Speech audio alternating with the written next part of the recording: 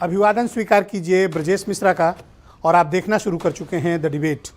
बहनों भाइयों, लखनऊ के भीतर एक बहुमंजिला इमारत का गिर जाना, ताश के पत्ते की तरह उसका अचानक से ढेर हो जाना, यह अपने आप में बहुत बड़े खतरे का संकेत है। एक अधोमानक तैयार की गई बिल्डिंग, एक गैर कानूनी तरीके से तैयार की गई बिल्डिंग, खराब तरीके से तैयार की गई बिल्डिंग के नीचे दबकर 2 महिलाओं की मृत्यु हो गई और 16 से ज़्यादा लोग जख्मी हुए हैं। बिल्डिंग जिस तरह से ढही है वो देखकर ही मन कांपता है। लेकिन तारीफ करनी होगी रेस्क्यू टीम में एनडीआरएफ और एसडीआरएफ के जवानों की, जिनकी बहुत कठिन मेहनत के चलते 16 कीमती जिंदगियां बच गई। लेकिन कौन सा वो गठजोड़ है बिल्डर, माफिया और पुलिस के बीच कि इस तरह की अवैध इमारतें लगातार हर शहर में उग रही हैं, बिक रही हैं, लोग मर रहे हैं, रह रहे हैं। आज की परिचर्चा हम इस विषय पर केंद्रित करेंगे। बहनों भाइयों, लखनऊ के भीतर जो कुछ भी घटना घटी उससे पूरे देश भर में बहुत लोग दहल गए, डर गए। और विशेष तौर पर राजधानी लखनऊ और बड़े शहरों में उत्तर प्रदेश के लोगों के मन में भय बैठ गया है कि जिन मल्टी स्टोरी अपार्टमेंट में वो रहते हैं, अगर वो अधोमानक यानी सब स्टैंडर्ड और ख़राब निर्माण किया गया तो एक दिन ज़मींदोज़ भी हो सकते हैं और ऐसा गिरेंगे कि आपकी संपत्ति तो जाएगी, आपकी ज़िंदगी भी रिस्क में पड़ सकती है। इसलिए मैं फिर कहूँगा कि जब भी कोई मकान खरीदें, कि जब भी कोई फ्लैट खरीदें, ये तसल्ली कर लें कि वो प्राधिकरणों से, नियामक अथॉरिटीज़ से प्रॉपर एनओसी, प्रॉपर अप्रूवल, नक्शा पास लीगल है या नहीं है। और अगर नहीं है बहनों भाइयों, तो अपनी ज़िंदगी को रिस्क में मत डालिए। लखनऊ के वजीर हसन रोड यानी जो हजरतगंज का मुख्य इलाका है, वहाँ तकरीबन 4000 स्क्वायर फीट पर एक 5 मंजिला इमारत खड़ी की गई थी और इस इमारत में 12 से ज़्यादा फ्लैट तैयार किए गए थे। और वहाँ रह रहे परिवारों को कल 6:30 बजे अचानक से पूरी बिल्डिंग ऐसे ढही कि लोगों ने कल्पना ही नहीं की थी। जिस वक्त लोग घरों में आराम कर रहे थे, टेलीविज़न देख रहे थे, बातें कर रहे थे, अचानक से पूरी बिल्डिंग का ज़मींदोज़ हो जाना, ये अपने आप में बड़ी विपत्ति और बड़ी विपदा की बात है। वो भी हजरतगंज के भीतर इस तरह से एक बिल्डिंग का गिरना, ये बहुत ही ख़तरनाक है। उन बिल्डिंगों का सोचिए जो और इससे ज़्यादा ऊंची बनाई गई हैं और जिसमें मानक पूरे नहीं किए गए हैं। सबसे दुखद पहलू इस पूरी घटना के क्या है, जिशान हैदर, उनके भाई अब्बास हैदर और आमिर हैदर उनके पिता लखनऊ के मानिंद लोगों में से एक हैं। पॉलिटिकल पार्टी से भी जुड़े हुए हैं और लखनऊ के इज्जतदार परिवार में से एक हैं। उनके घर बहनों भाइयों, जो अब्बास हैदर के घर विपत्ति आई है, कल्पना भी नहीं कर सकते हैं कि दुखों का कितना बड़ा पहाड़ उनके ऊपर टूट पड़ा। उनकी पत्नी और माँ का निधन हो गया, अब्बास हैदर की। उनकी माँ मलबे के भीतर फंसी, उनकी मृत्यु हुई और जीशान और अब्बास की पत्नी उज़्मा भी उसी मलबे के भीतर फंसी और जब तक उनको रेस्क्यू करके आज बाहर निकाला जाता, उज़्मा की मृत्यु हो गई। बहनों भाइयों, 2 मौतें अब तक रिपोर्ट हो चुकी हैं, 16 से ज़्यादा लोग घायल हैं।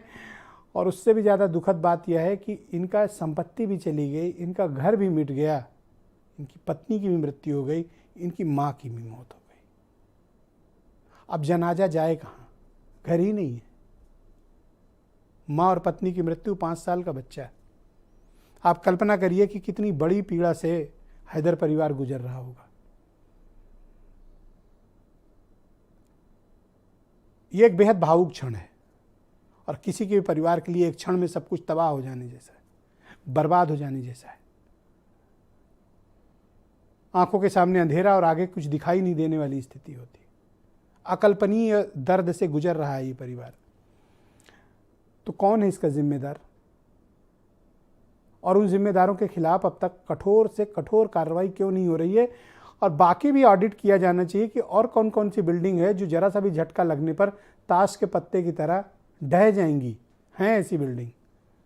तो क्या इस घटना के बाद हमने कोई सीख लिया, सबक लिया? नहीं, क्योंकि इस घटना का जो मुख्य 2 आरोपी तो अब तक पकड़ लिए गए हैं।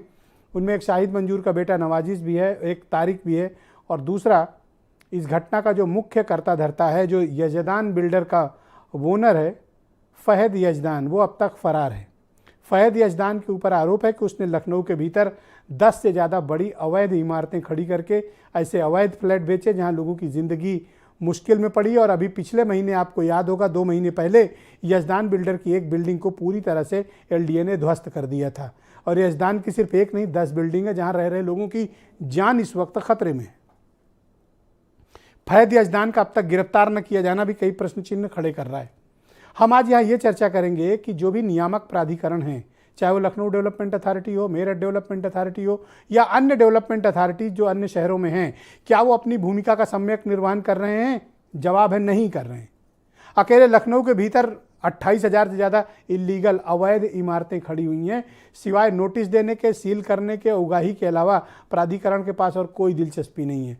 जो कानूनी तरीके से काम कर रहे हैं उनको परेशान भी किया जाता है और जो गैर कानूनी अट्टालिकाएँ खड़े किए हैं उनसे वसूली हो रही है। और स्थानीय पुलिस की भी इसमें प्रॉपर भूमिका होती है, वरना ये 5 माले की बिल्डिंग कैसे बन गई ये भी सवालों के घेरे में, नक्शा पास नहीं।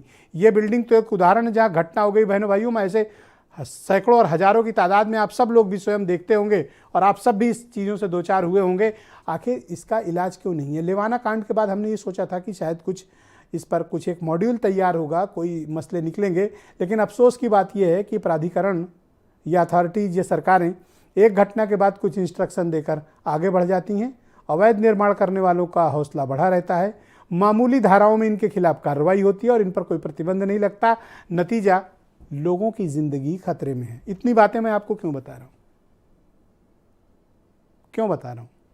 इसलिए बता रहा हूं कि अब जब भी प्रॉपर्टी खरीदिए, दिमाग खोल कर करिए, समझदारी से करिए।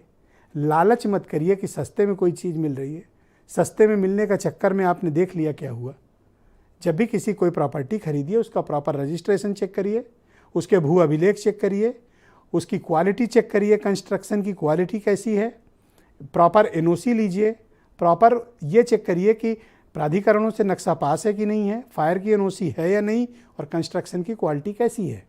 अगर इन सब चीज़ों से आप तसल्ली बख्श हों तभी आप उस प्रॉपर्टी को खरीदें, वरना अपना और अपने परिवार की ज़िंदगी को रिस्क में डालने वाली बात होगी, जो कुछ बेहदर परिवार ने झेला है। मैं चाहता हूँ कुछ स्टेटमेंट सुने, फिर आज की परिचर्चा को हम आगे बढ़ाएंगे। बहुत ही अनफॉर्चुनेट इंसिडेंट है, 2 लोगों की इसमें मृत्यु हुई है और जो ह्यूमन लाइफ होता है वो बहुत प्रेशियस होता है, किसी की भी जान नहीं जानी चाहिए और ख़ास करके इन परिस्थितियों में तो बिल्कुल नहीं जानी चाहिए। हम सब लोग अपना कानून का पालन करें तो इस तरह की बात ना हो। 323, 308, 420, 120B और 7 क्रिमिनल लॉ अमेंडमेंट एक्ट का अभियोग 3 नामजद अभियुक्तों के विरुद्ध कायम हुआ है।